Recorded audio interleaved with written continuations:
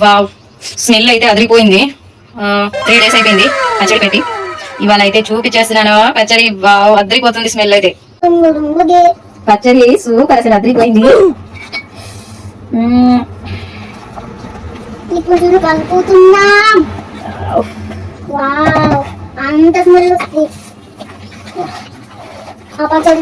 ఒక కొలతలతో అయితే పెట్టాలన్నమాట పచ్చడి. వేసేసి చూద్దాము. చేసిన వెంటనే చూడకూడదు కదా, నెక్స్ట్ డే చూడాలి కదా. అందుకే ఇవాళ అయితే నేను 2 పచ్చడిలని టేస్ట్ చేసి చూస్తాను మీ ఇంకటిని. చూడండి, ఫస్ట్ అయితే ఈ పచ్చడి చూద్దాం. A few moments later. 2 విధానాల పచ్చడి పెట్టుకున్నాం. ఒకటైతే పికిల్స్, ఒకటి చెక్కతొక్కు అంటారు. 2 టేస్ట్ చేసి చూసినాను, అద్భుతంగా ఉంది. ట్రై చేయి. ఇక ప్రాసెస్ చూసేద్దాము. ఫస్ట్ మనము పికిల్స్ అయితే కట్ చేసుకుందాం. పొట్టు తీయకుండానే కట్ చేసుకోవాలి పికిల్స్ అన్నీ. ఒక 10 పికిల్స్ కట్ చేసుకున్నాను. ఇంకో 10 అయితే పొట్టు తీసి చెక్కుకున్నాను అన్నమాట, చెక్క తొక్కు లెక్క. ఒకటి పికిల్స్ ఇట్లా కట్ చేసి పెట్టుకున్నాను. ఇక తర్వాత చెక్కుతున్నాను.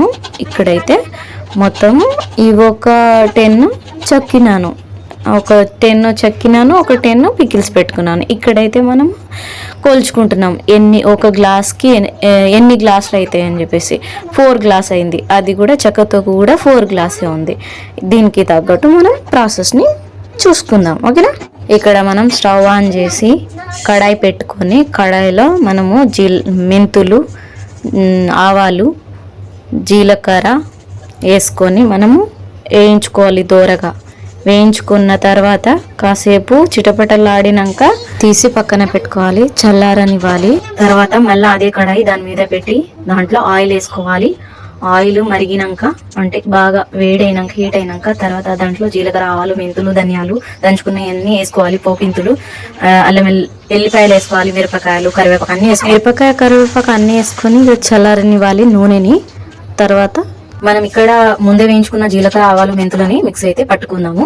మిక్స్ ఒక తిప్పుడు తిప్పినాక పక్కన, ఇక అది పక్కన పెట్టేసుకున్న తర్వాత మనం అన్ని కొలిచి పెట్టుకున్న దాంట్లో ఇక ఇక్కడైతే మనము 2 టైప్ ఆఫ్స్ కనిపిస్తున్నాయి కదా మీకు. అది పికిల్స్, ఇది చెక్కతొక్కు. మనకు అంటే కొలతలతోని దాంట్లో సగం గ్లాసు సాల్ట్, సగం గ్లాసు కారం పొడి, 1 టీ స్పూను పసుపు వేసుకొని మంచిగా దీన్ని కలుపుకోవాలి. తర్వాత మనం మిక్సీ పట్టుకున్న దాన్ని అయితే దీంట్లో వేసుకొని మంచిగా దీన్ని కలుపుకుందాం అన్నమాట. ఇది చెక్కతొక్కు, అది పికిల్స్. మొత్తం కలిపిన తర్వాత మనం చల్లారిన ఆయిల్ వేసి మళ్ళీ ఇంకొకసారి మంచిగా పికిల్స్కి మంచిగా పట్టేటట్టుగా కలుపుకుందాము. దాన్ని 2 కలుపుకున్న తర్వాత పక్కన పెట్టేసుకుందాం. Bye bye. వీడియో నచ్చితే లైక్ చేసి సబ్స్క్రైబ్ చేసుకోండి ప్లీజ్. ప్లీజ్ అని